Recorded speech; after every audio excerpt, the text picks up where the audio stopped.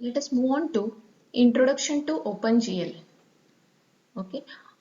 Uh, OpenGL basic library provides certain functions for graphic primitives, attributes, geometric transformations, weaving transformations, and many other operations.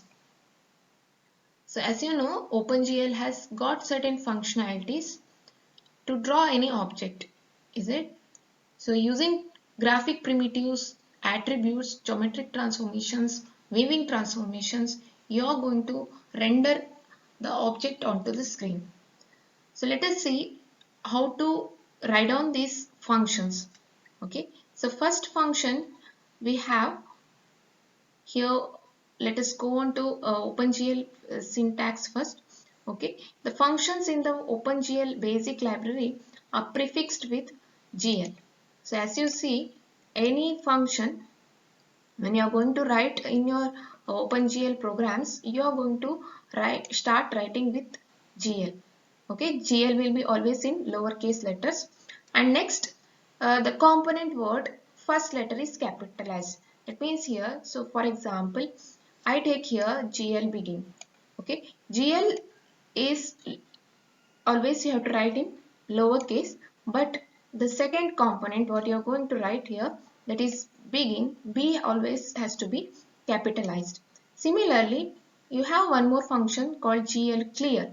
Okay, see here in GL clear also you are going to write GL in lowercase, and always the next C whatever what the function is here, clearing the screen. Okay, C has to be in capital letter. Okay, then later this clear ler can be written in lower cases. Okay, but remember that always when you're writing the functions in OpenGL, okay, here we are going to represent GL in lowercase, and the next first letter what you're going to write will be in capital.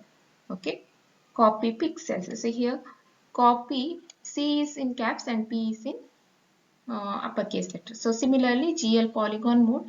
Okay, so that is one more function in OpenGL we have. Okay, here also polygon P will be capitalized and M will be capitalized, whereas GL will be lowercase letter. And after writing the certain functions like GL begin, you may also write a symbolic constant within the function.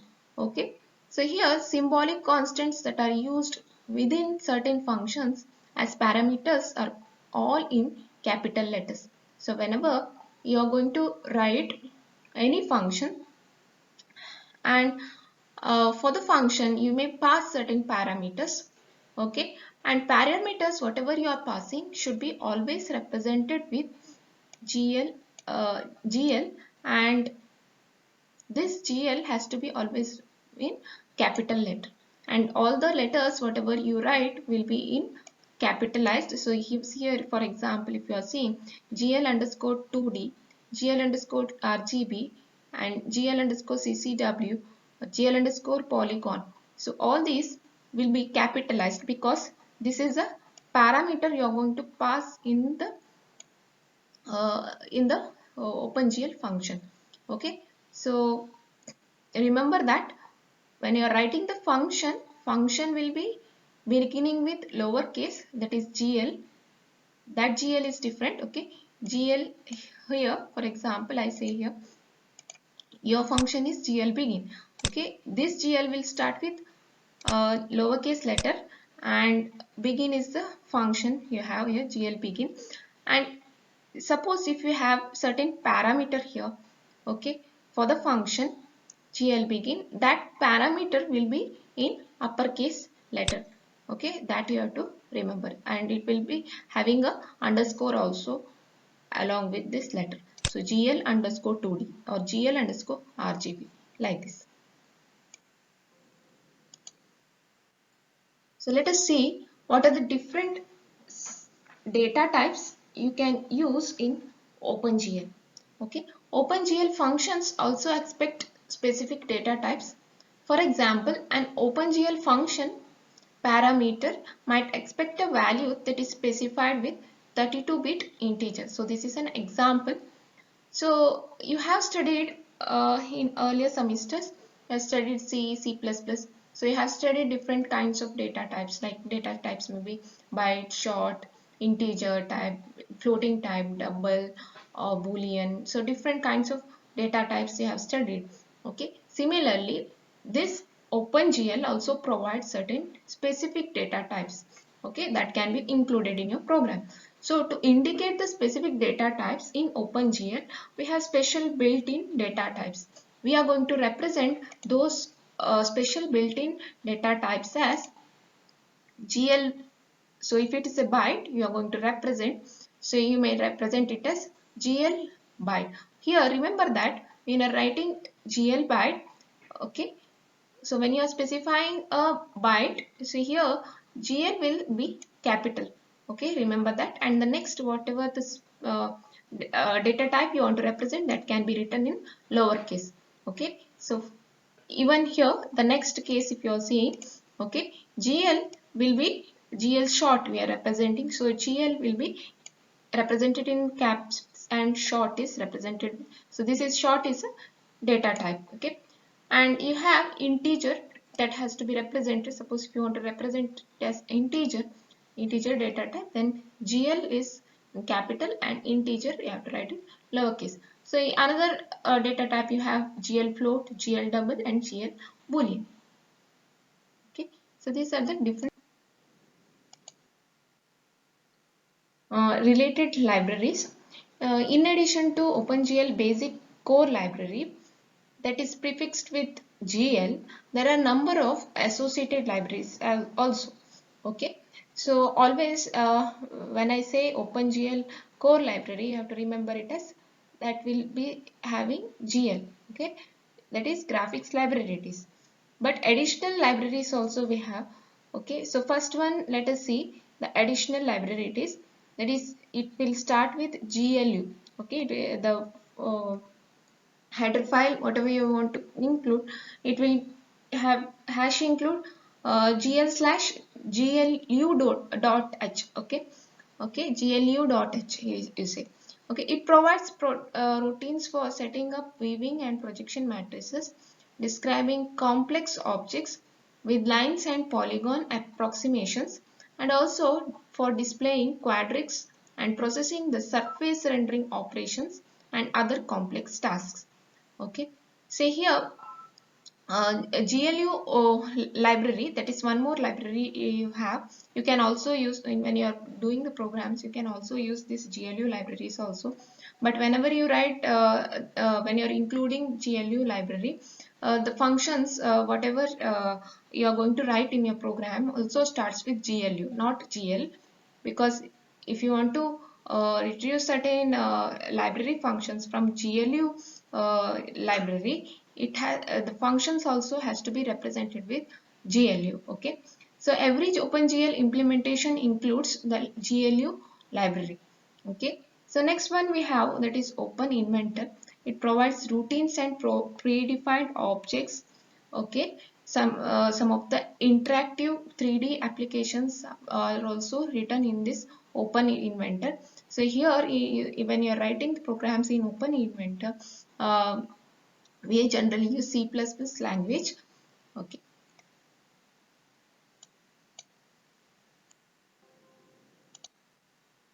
Next kind of library we have, that is Windows System Library. So whenever you want to draw any object on the screen, you have to display it on the window. So to create graphics, we need display window mainly. Okay, we cannot create a display window directly using our OpenGL functions. Okay, why? Because it contains only device independent graphic functions. OpenGL functions, whatever we are using, always contains a device independent graphic functions. Okay, but your window management operations are always device dependent. Okay, to have a solution for this kind of problem, okay, a new kind of library that is called Windows System Library it was developed to support OpenGL functions for variety of machines. Okay, so those library functions or library, we call it, you can call it as Apple GL. Okay, Apple GL, when you are using, you'll be having the function starting with AGL. Okay, so as you have earlierly you had GL as the main library, is it? You had written in capital, okay, and GL was the function whatever you have written in lowercase letters.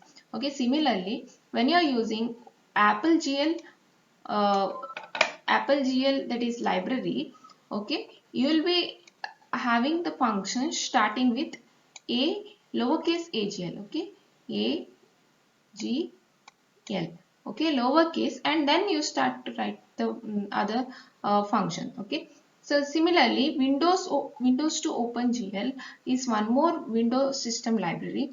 Okay, so this, in this also, the function will start with WGL written in lowercase letter. Okay, WGL written in lowercase letter. Similarly, presentation manager to OpenGL, PGL also will be is another Windows system library. So here also PGL, the function always start with PGL, and we have GLX. Okay, the OpenGL extension to X Windows system, GLX provides certain routines that are prefixed with letters GLX. Okay, and next you have one more toolkit that are we generally use when we are going to program. You may have certain programs that are written using this toolkit also. Okay, OpenGL utility toolkit. It provides library of functions which acts as an interface for interacting with any device specific screen windowing system. Okay, thus making our program device independent. Okay, the GLUT library functions are predefined with GLUT or GLUT, we say. Okay, your program or functions will start with lowercase GLUT, and then you begin your program, start writing your program.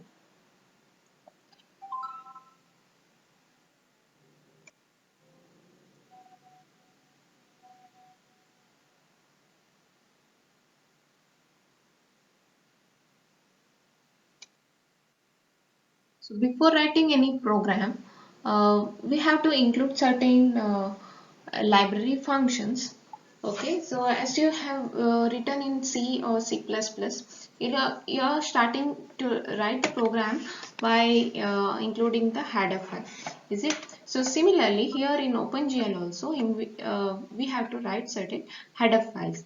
Okay, so in Windows, to include OpenGL core libraries and GLU, we can use following header files. That is #include windows.h. So for most applications we will be using GLU, but when you are using certain Windows systems, for example, if you are using Microsoft Windows, the header file that access the Windows graphics library routines is windows.h. Okay, so that's why before writing the following header file, that is #include gl /gl.h and #include gl /glu.h, we have to include this header file, that is #include windows.h. Okay, so this precedes the other header files for including Microsoft Windows version of OpenGL libraries. Okay, and another kind of library function or libraries, if your library function, suppose if you are using GLUT, okay, then you have to include #include gl /glu.h header file also. Okay, so when you are using gl /glu.h, okay, suppose if you are using this header file, then in order of including gl /gl.h or gl /glu.h, because whatever the the GLUT utility toolkit you have, no, under this header file only you will get all the functions that is started with GL or GLU, the library functions, whatever you have, no, that will be included in GLUT itself. So that's why when you are including gl/glu.h, no need of including the header file as gl.h or glu.h. Okay, this can be avoided.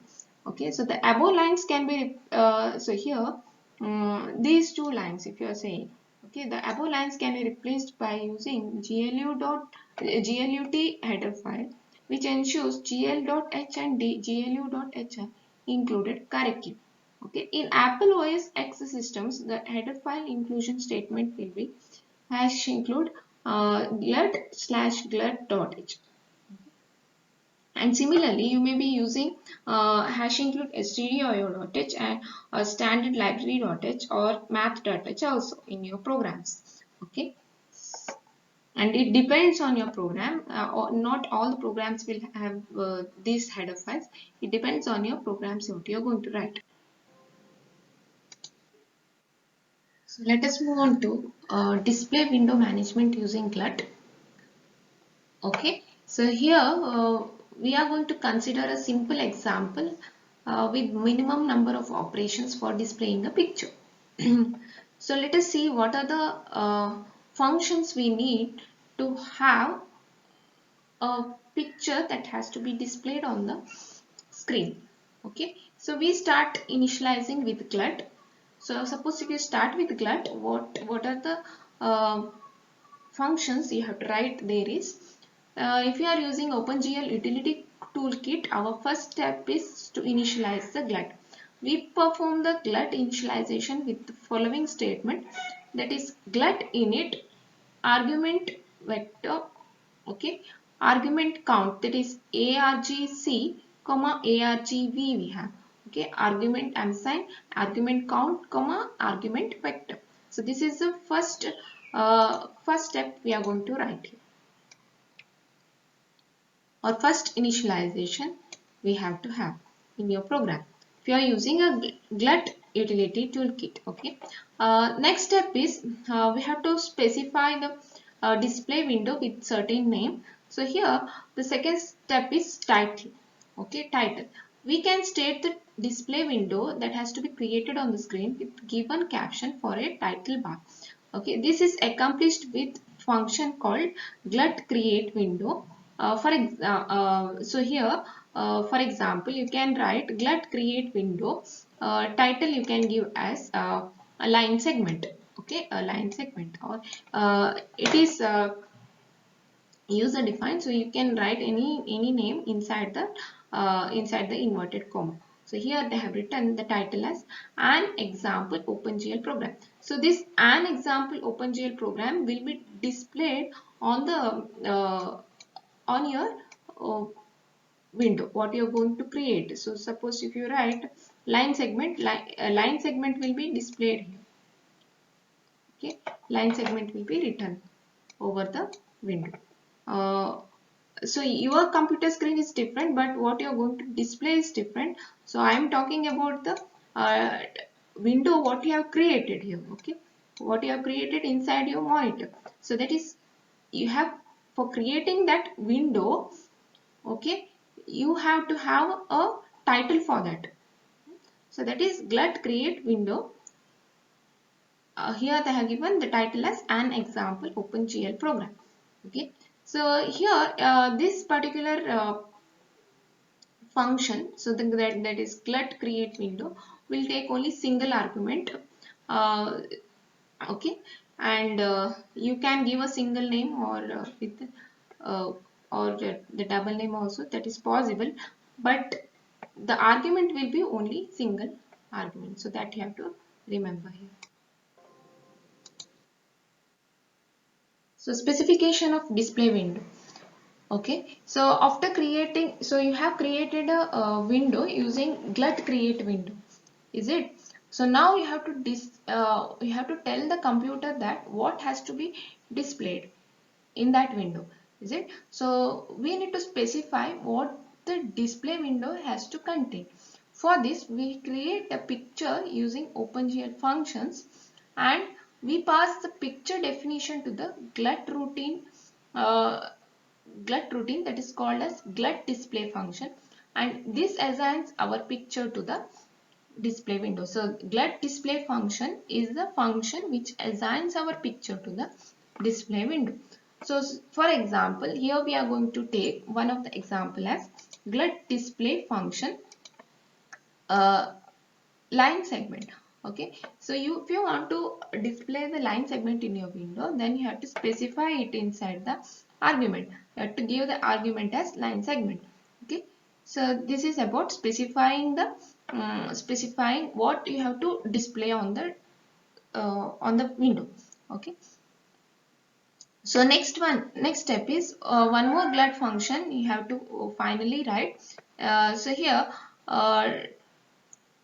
display window is not at on the screen till now, because you have not called one more main function here. Okay, so up to here whatever the creating the window, everything is done, but you have not yet displayed it on the screen. Okay, we need one more glut function to complete window processing operations. So after executing this particular statement, your display window will have the graphic content whatever you want to display. So what you are going to write at in the finally in your program, you'll be writing one more function called glut main loop. Okay, so this function must be the last one in your program.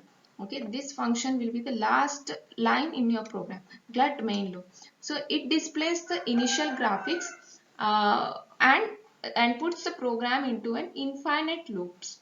Okay, infinite loop. That means uh, when you are going to call this function, uh, the graphics will be displayed and it will be going on to infinite loop. So suppose I say a line is being displayed. Okay, it won't be written only once on the screen. It okay, because uh, there will be number of times the refreshment of the screen will happen. So this line will be continuously written on the screen. So you should have a loop in your program to display this in a continuous manner. So that function is done by glut main loop. Okay, so now suppose if you want to stop this process of creating the or displaying this particular line, then you have to go for clicking the mouse uh, or clicking the keyboard, sorry, uh, pressing the keyboard, is it? So here that will interrupt your program now. Okay, that will stop the loop, or you can say the infinite whatever infinite loop what the glut main loop has created. Okay, that will be checked by some of the device. Okay, device may be normally you use mouse or the keyboard. Okay, or else your what the program it is running, no, it will be in a continuous loop and it will be still displaying the contents whatever line, if you are saying line will be displayed continuously. Okay, so this will be the last glut main loop is the main thing you have to have in your program at last.